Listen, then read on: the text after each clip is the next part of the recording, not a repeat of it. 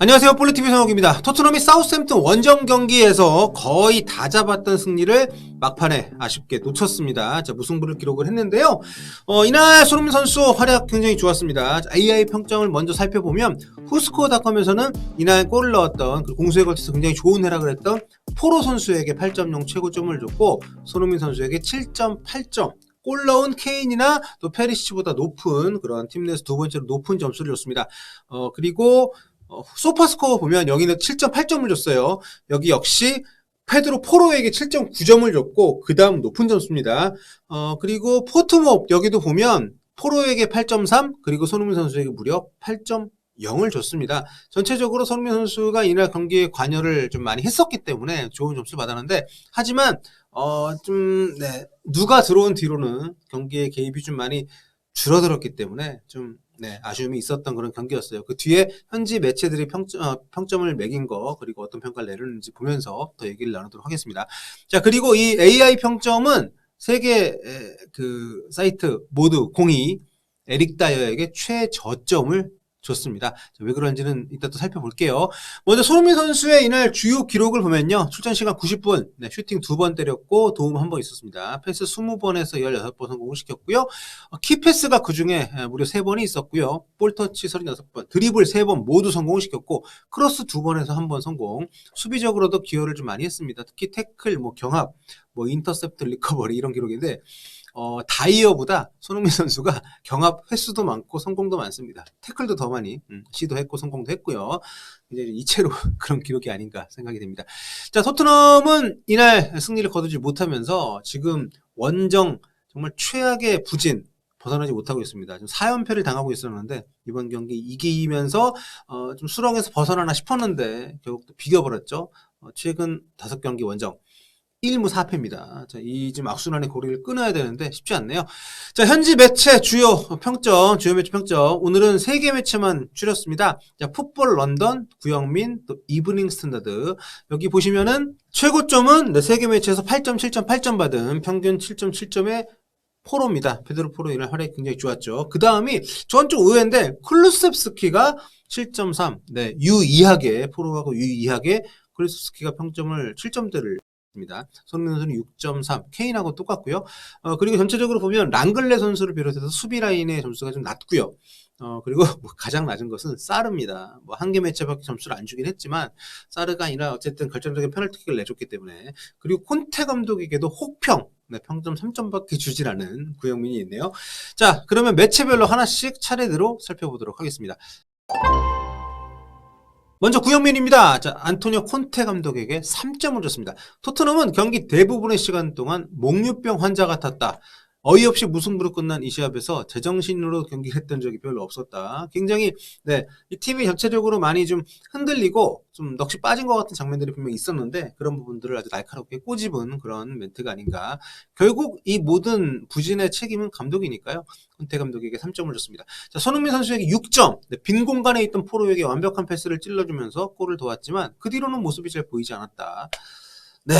참 페리시치를 굳이 욕할 필요는 없습니다, 여러분. 페리시치는 자기 나름대로 열심히 하는 거니까. 근데 둘이 안 맞는데 계속 이렇게 이날 선발에서 뺐는데 벤 데이비스가 부상으로 빠지면서 이제 페리시치가 들어왔잖아요. 이제 그때부터 그 직후에는 손흥민 선수가 물론 그 도움을 만들어냈지만 후반 들어서는 거의 좀 아쉽습니다. 자, 해리 케인에게 5점. 사우스햄튼 선수들이 몰려있는 곳으로 계속 내려오기만 했다. 그러니까 볼이 안 올라오니까 내려와서 본인이 빌드업 도와주는 움직임들 많이 가져갔는데 이날 골을 넣긴 했지만 골을 넣는데도 5점밖에 안 준 이유가 있습니다. 그 골 넣은 장면을 제외하면은 거의 기여도가 없었기 때문에 이제 케인에게는 쉽지 않은 그런 경기였습니다. 페드로 포로 7점, 패스와 오버래핑으로 사우스햄튼의 수비 라인을 지속적으로 괴롭혔다. 포로가 로얄이 상당히 올라오고 있었잖아요. 근데 포로 선수가 그 위로 더 올라가 버리면서 로얄을 완전히 밀어내버린 최근 흐름입니다. 특히 이날 경기에서는 손흥민 선수하고 호흡이 굉장히 좋았기 때문에 포로의 활약 앞으로도 기대가 됩니다. 다음으로 풋볼 런던 볼게요. 손흥민 선수에게 6점을 줬습니다. 수비수 사이로 완벽한 패스를 찔러 넣어서 포로의 골을 도왔다. 프리미어리그 통산 50번째 도움을 기록했다. 여기는 언급이 나오네. 후반전에는 별다른 활약이 없었다. 누구 때문이겠습니까?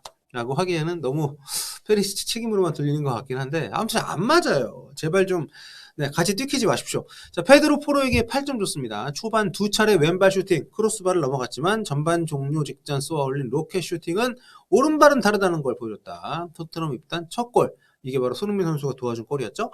자, 데얀 클루셉스키 8점. 전반 이게 아주 이해가 안 가. 왜 이렇게 클루셉스키한테 평점이 높은 거야. 전반 4분 만에 투입되어 얼마 지나지 않아서 포로에게 찬스를 만들어줬고 다이어의 빗나간 헤더로 연결된 크로스도 올렸다. 자, 가마차기 크로스로 케인의 헤더골을 도왔고 페리시치의 골로 이어진 상대의 헤딩 클리어링도 클루셉스키의 크로스에서 비롯된 장면이다. 네, 크로스를 통해서 몇 차례 기회를 만든 것은 맞지만, 전체적으로 저는 이날 클루스키가 여전히 폼이 좀 안 올라온 상태라고 봤는데, 네, 저하고 생각이 많이 다르네요. 이반 페리시치, 5점. 후반, 초반, 사우스햄튼의 동점골 장면에서 월콧이 페리시치를 제끼는 것은 쉬운 일이었다. 정말 쉽게 먹혔다 이거죠. 네. 혼전 상황에서 토트넘은 일단 데뷔골을 터뜨렸지만 측면에서 너무 쉽게 뚫렸고 PK를 내주는 상황으로 연결된 경합에서도 헤더를 따내지 못했다. 실점에 좀 비밀을 많이 제공했다는 거죠. 골 덕분에 그나마 상향된 점수다. 그게 바로 5점이다 이거죠. 자, 클레망 랑글레에게도 4점을 줬습니다. 후반 초반 사우스햄튼 동점골 장면에서 자기 위치를 벗어나 있었다. 네, 여러 차례 위태위태해 보였고 노마크 상황에서 맞이했던 헤더 슈팅 찬스는 놓쳤다. 이날 사실 수비 쪽에서 저는 네, 다이어가 좀 더 아쉽지 않았나 싶은데 네, 요 평가가 좀 많이 다르더라고요 저하고. 네. 자, 마지막으로 이브닝 승단을 볼게요. 네, 킬패트릭 기자 손흥민 선수에게 7점을 줬습니다. 러블리한 패스로 포로의 골을 도우면서 프리미어리그 통산 50번째 어시스트를 기록했다. 자, 데안 클루스스키 8점. 예기치 않은 투입 하지만 돋보였다. 트레이드마크인 크로스, 케인의 골을 만들어냈다. 수차례 위협적인 크로스, 그중 하나는 다이어에게도 기회를 만들어줄 정도였다. 네, 뭐 공격적인 기여도가 실질적으로 많이 있었다라는 평가를 받았고요. 사실 그 클루스스키에게는 그렇게 쉬운 경기는 아니었어요. 거의 선발 명단 제외가 된 상태에서 거의 뭐 몸풀 시간도 없이 투입이 됐기 때문에. 하지만 뭐 크로스 얘기 나옵니다만 이날 기록을 보면 크로스 3개를 시도해서 2번을 성공시켰다고 나오는데 그걸 포함해서 4번의 키패스를 만들어냈던 클루셉스키입니다. 이반 페리시치 7점.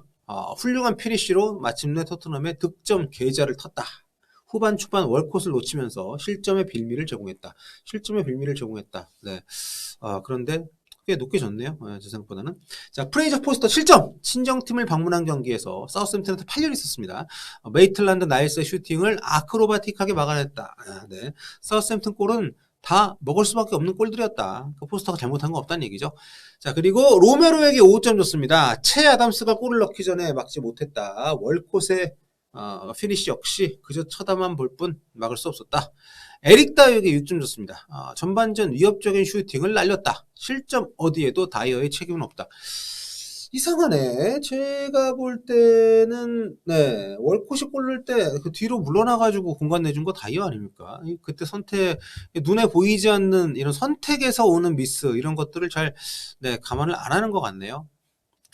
자, 파페사르 3점 줬습니다. 교체 투입된 지 얼마 지나지 않아 부주의하게 페널티킥을 내줬고 이게 워드프라우스의 골이 됐다. 뭐 파페사르 들어가자마자 정신없이 그냥 막 네, 실수하고 막 헉헉거리다가 끝났어요. 좀 그러니까 사르를 넣은 게 문제지. 그 시점에 왜 네, 모르겠습니다. 뭐 더 잘했어야 되는 것도 맞지만 파페사르를 굳이 그 시간에 투입을 해서 뭘 하겠다는 건지를 보여주지 못했기 때문에 저는 이게 콘테 감독의 용병수 실패가 아닌가 이렇게 생각이 되고요.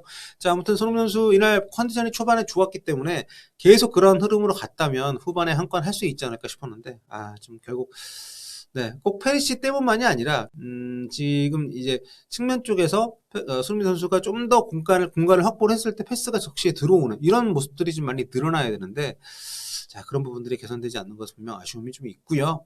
일단 이제 A매치 왔다가 돌아가서 일정들 나쁘지 않거든요.